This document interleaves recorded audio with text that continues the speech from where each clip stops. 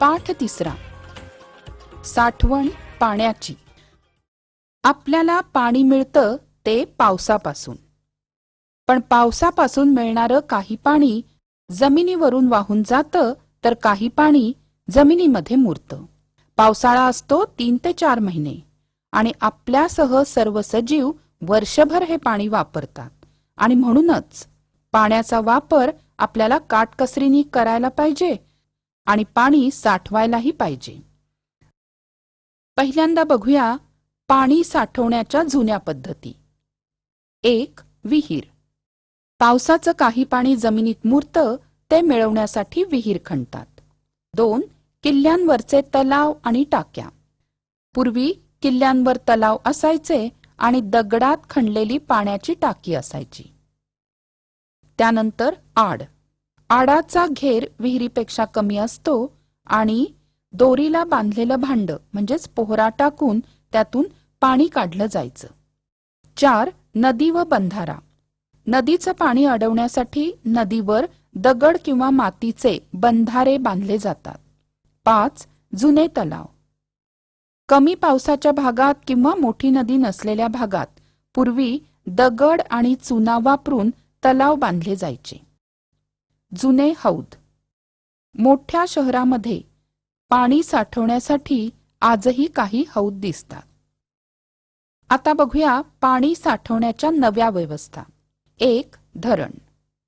धरणांमुळे खूप जास्त पाणी साठवता यायला लागलं, त्यामुळे जास्त शेती पिकायला लागली, कारखाने उभे राहिले, वीज निर्मिती झाली. महाराष्ट्रातली मोठी धरणं जायकवाडी, कोयना, उजनी, येलदरी. 2. विंधन विहीर. पूर्वी विहिरी किंवा आड खणले जायचे, परंतु त्यामुळे जास्त खोल असलेलं पाणी वापरता यायचं नाही. विजेचा वापर सुरू झाल्यापासून पंपाच्या मदतीने खोलवरचं पाणी उपसणं शक्य झालं, त्यामुळे विंधन विहिरी म्हणजे बोरवेल खणल्या जाऊ लागल्या. या खूप खोल असतात, पण त्यांचा घेर मात्र लहान असतो. पाणपोई. घराबाहेर पडलेल्या लोकांची तहान भागवण्यासाठी काही ठिकाणी रांजण किंवा माठ पाण्याने भरून पाणी पिण्याची सोय केली असते, ती पाणपोई. काही व्यक्ती किंवा संस्था उन्हाळ्याच्या दिवसात अशा पाणपोई सुरू करतात. म्हणून लक्षात ठेवा की पाणी ही नैसर्गिक संपत्ती आहे आणि तिचा वापर सर्व सजीव करतात. स्वाध्याय. पाण्याचा काटकसरीने वापर करण्यासाठी कोणत्या चांगल्या सवयी आपण लावून घ्याव्यात?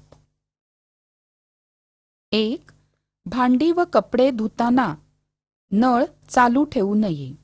2. आंघोळीसाठी बादली व मग वापरावा, शॉवर वापरू नये. 3. शिळे झाले म्हणून पाणी ओतून देऊ नये. 4. कोठेही नळ वाहत असताना दिसल्यास बंद करावा. 5.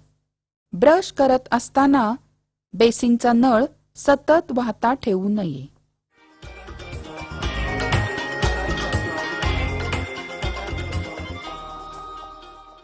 आशा आहे या व्हिडिओमधील टॉपिक तुम्हाला समजले असतीलच. अजून पुढील व्हिडिओ पाहण्यासाठी आमच्या चॅनलला सबस्क्राईब करा आणि इतर पालकांना आणि विद्यार्थ्यांना शेअर करून पुढील व्हिडिओसाठी आम्हाला प्रोत्साहित करा.